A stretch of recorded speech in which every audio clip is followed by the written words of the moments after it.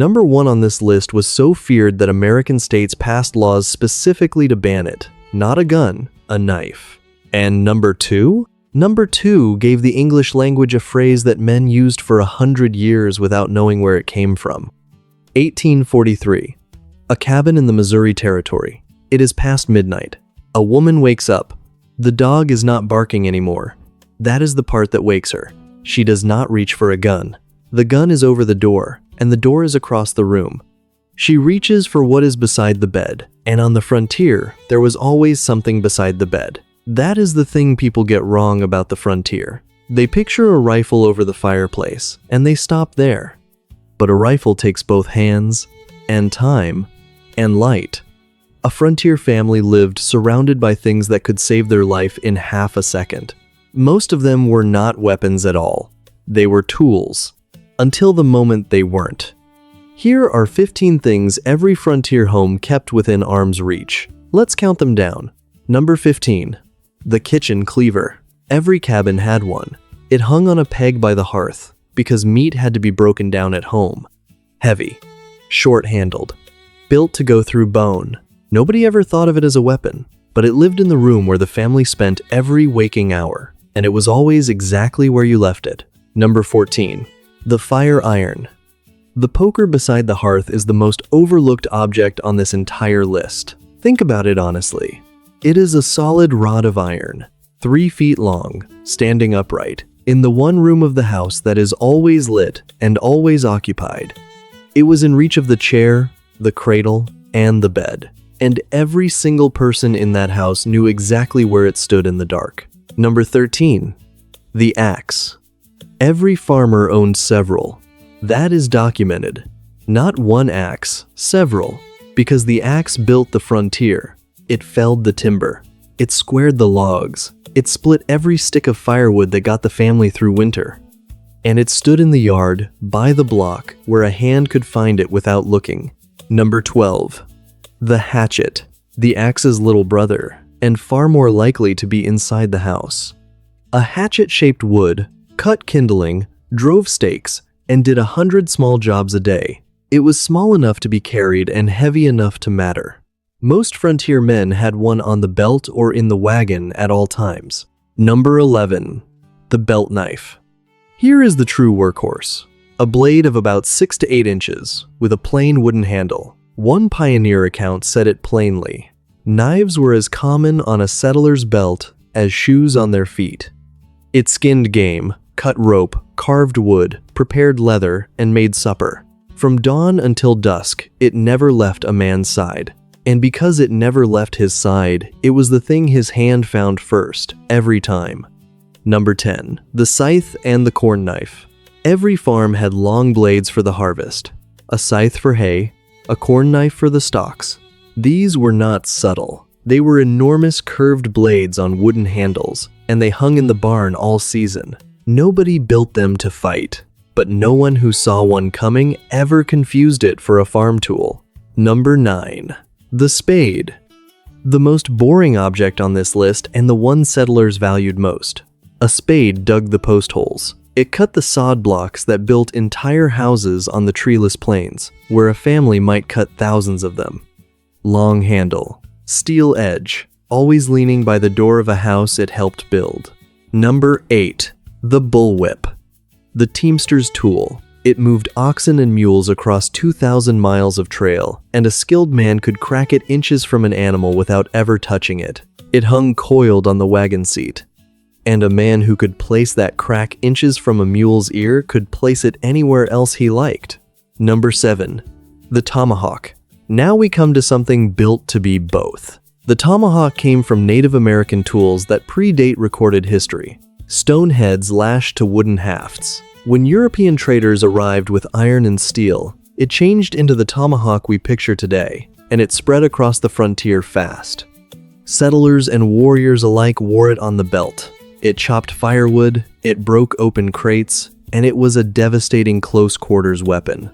Some had a hammer pole, some had a spike, and the famous pipe tomahawk had a tobacco bowl on one end and a blade on the other, which tells you everything about the frontier in one object. Peace on one end, war on the other.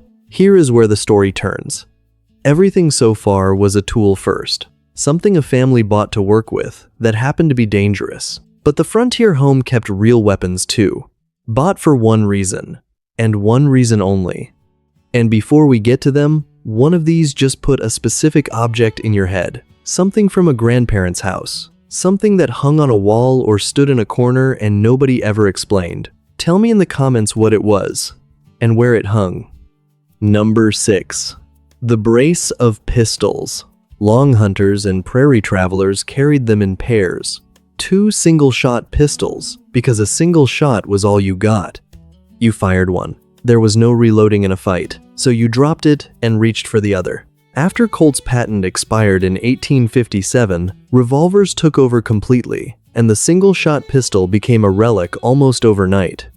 But for decades before that, a pair of them was simply how a traveling man stayed alive. Number 5. The fowling piece.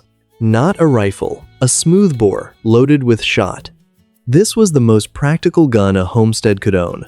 It put birds and small game on the table all year, and at close range inside a cabin, it did not require careful aim in the dark. Half the guns on the frontier were not the romantic long rifles at all. They were plain, humble, working smoothbores. Number 4. The pepper box. Here is one almost nobody remembers. Before the revolver took over, there was a strange little pistol with a whole cluster of barrels bundled together, and the whole bundle rotated. It was ugly. It was unreliable. It was wildly inaccurate past a few paces, and people bought them by the thousand. Because for one brief moment in history, it was the only way for an ordinary person to have more than one shot in their pocket. The revolver made it obsolete, and the pepper box vanished from memory almost completely. Number 3. The Kentucky Long Rifle. The famous one. Long, slim, beautifully made, and deadly accurate. With a rifled barrel, it could hit a target at 200 yards or more, at a time when a smoothbore musket was doing well to hit anything at 50. This was the gun that hung over the fireplace. And here is the honest truth about it. It was a hunting and long-range tool, not a close-quarters weapon. It was slow to load and awkward indoors. It is the gun everyone pictures, and it is the last thing a woman in a dark cabin would have reached for. Number 2. The Green River Knife. A plain 7-inch blade from J. Russell & Company in Greenfield, Massachusetts. Affordable, tough, and full tang. And by the 1840s, it was everywhere. Emigrants, gold seekers, buffalo hunters, settlers, and near the handle it carried a stamp, Green River Works. That stamp gave America a saying, and men repeated it for 100 years. Give it to 'em up to the Green River, meaning drive it in all the way to the mark. It survives in ordinary speech even now. Done up to Green River, meaning done to the fullest possible extent. Most people who say something like it have no idea they are quoting a knife. Number 1. The Bowie knife. The most feared blade in American history. The story starts on a Mississippi sandbar in 1827. A duel between 2 other men collapsed into a brawl. 2 men died there. James Bowie was shot and stabbed, and he survived. And he used a large knife. The story ran in newspapers in Philadelphia and New York within months, and America decided it wanted that knife. Now, here is the part that gets left out. Historians say the origin is genuinely murky. The Bowie family gave conflicting accounts for generations, and to this day, no knife has ever been proven to be Bowie's own. Historians seriously entertain the possibility that he fought only one real knife fight in his life. It did not matter. After Bowie died at the Alamo in 1836, everyone wanted Jim Bowie's knife. An Arkansas blacksmith named James Black forged them behind a leather curtain and kept his method secret. And the fear was so real that American states began passing laws aimed specifically at the Bowie knife. Not at guns, at a knife. Think about that. Of every weapon on the frontier, the one that frightened lawmakers most was the one a man wore on his belt every single day. So here is the truth about this whole list. We remember the frontier as a rifle over a fireplace, but that rifle was for the woods, and for the winter, and for the distance. The things that actually stood between a family and the dark were the ordinary ones. The poker by the hearth, the hatchet by the door, the knife that never left a man's belt. They were tools first, every one of them, and that is exactly why they were always there. If one of these hung in your grandparents' house, tell me which one in the comments. And if you want more of the things America grew up with, stay with us. There are plenty more where these came from.